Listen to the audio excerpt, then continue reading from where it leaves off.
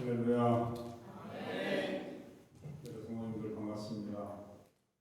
우리 담임 목사님 말씀하신 대로 저는 우리 담임 목사님 학교 1년 후배입니다.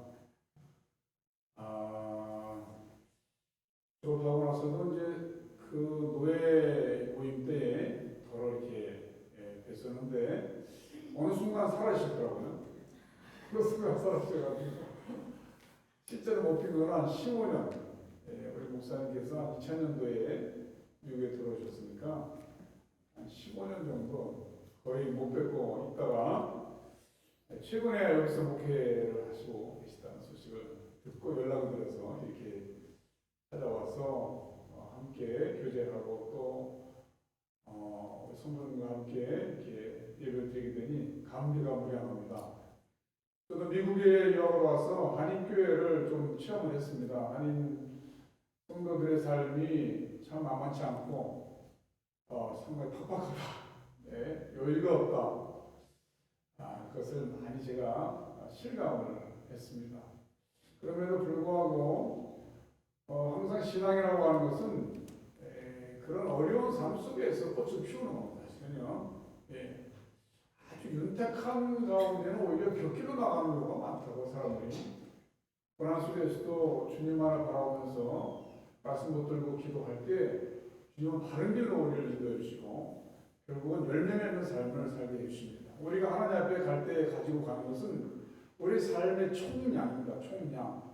빌딩을 가지고 가는 것도 아니고 계급을 가지고 가는 것도 아니고 우리의 미모를 가지고 가는 것도 아닙니다. 그 사람이 어떤 생각을 했는지 무슨 말을 했는지 얼마나 많은 감사하다는 말을 했는지 사랑한다는 말을 했는지 위로의 말을 했는지 얼마나 따스한 그런 손을 내밀어서 비틀거리는 사람을 잡아주는지 그 모든 양을 가지고 우리는 하나님 앞에 가는데 그렇다면 이 한순간 한순간의 삶이 얼마나 소중한 삶입니까?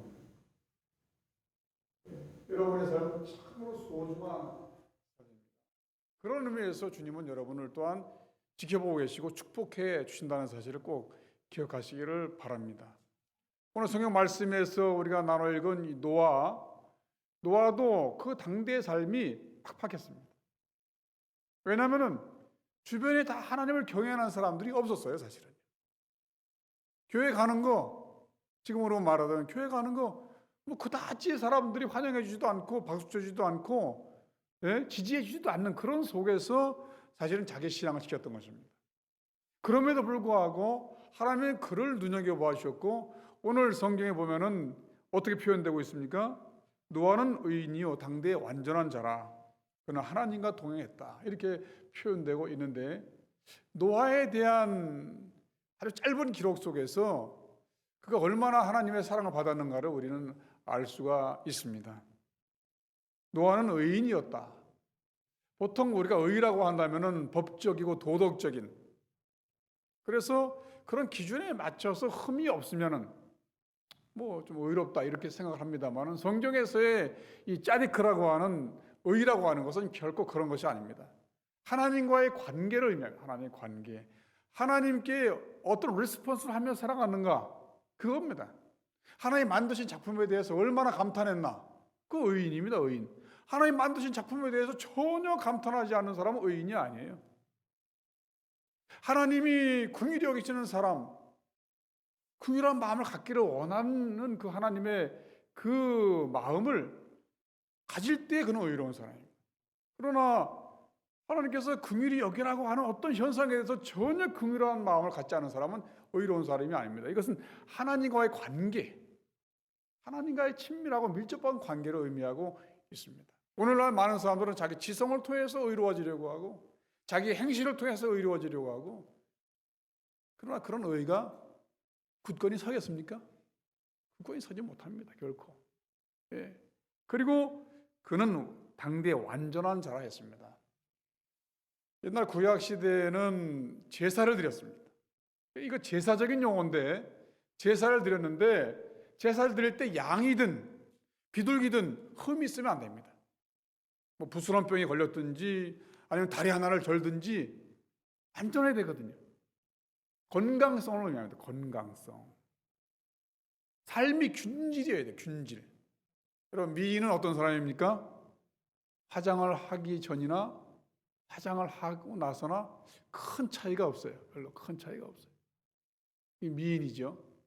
제가 한 번은 제가 목회하는 곳에 목욕하러 갔다가 또 여탕이 있어가지고 우연히 거기서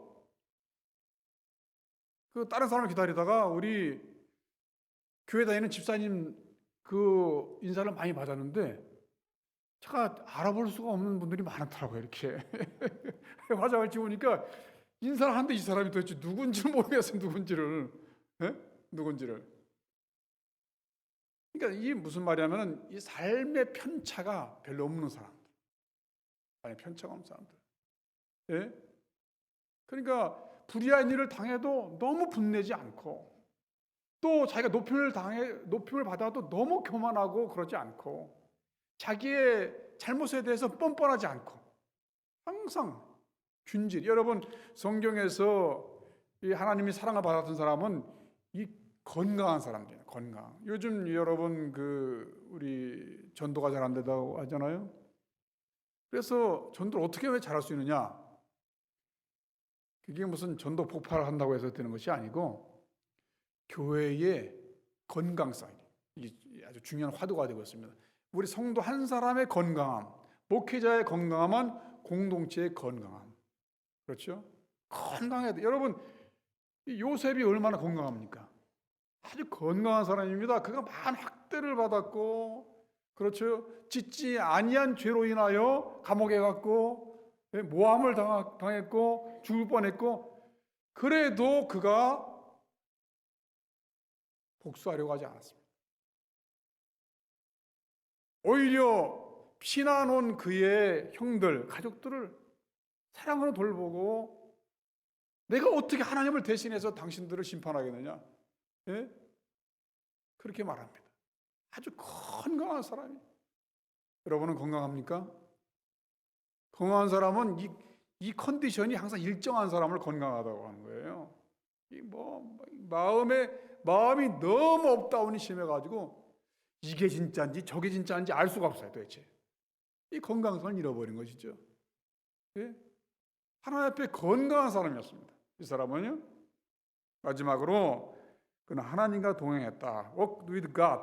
그러니까 하나님과 동행한다고 하는 것은 한 방향을, 한 목표를 향해서 가는 것을 동행한다고 하죠. 한 사람 이리로 가는데 한 사람 정반대로 가면 이거 동행이라고 말하지 않죠. 비록 같은 방향을 간다고 해도 이 스텝이 맞아야 돼요. 스텝이 맞아요. 한 사람은 1km 앞에서 가고 한 사람은 1km 후에 그 동행했다고 하지 않죠. 그거는요. 예? 먼 발치에서 서로가 구경거리가 되는 거죠. 보조를 맞춰서. 하나님과 보조를 맞춰요. 예? 그래서 하나님이 부지런히 앞장서 가시면 부지런히 따라가고, 또 머물러 계시면 내가 마음이 다급해지더라도 거기에 머물러 있는 거예요. 예? 이게 동행이라고 하는 동행. 오늘날 우리는 너무 하나님과 동떨어졌어요. 하나님이 막 열심을 내야 하는데 그냥 눌러 앉아 있고, 하나님 부지런히 가시는데 딴 방향으로 가고, 또 하나님이 기다려라 참아라 하는데 너무나 그냥 바빠가지고 자기 욕심에 말이에요. 이것이 교회의 문제가 아닌가. 그러나 노아는 하나님과 동행한 사람이었고, 하나님이 그와 같이 걷기를 기뻐하신. 여행이 언제 즐겁습니까? 어느 때? 좋은 차를 타고 다니면 즐거운가요? 동행하는 사람. 그렇죠? 그 사람. 동행하기에 기쁜 그 사람이 있을 때 여행은 즐거운 것입니다. 하나님과 동행하시고 성도들과 동행하시고, 그렇죠? 이 교회를 허락하신 주님의 뜻을 담아서 지역 주민들과 동행할 수 있는 여러분들이 다 되기를 바라고, 그러할 때 그래서 노아를 선택하셔서 새로운 구원의 역사를 이루신 것처럼 여러분을 선택하셔서 이 교회를 선택하셔서 또 새로운 뜻을 이루실 줄로 믿습니다. 이제 마지막 순서네요. 예, 우리 사양단을 박수로 맞아주시기를 바랍니다.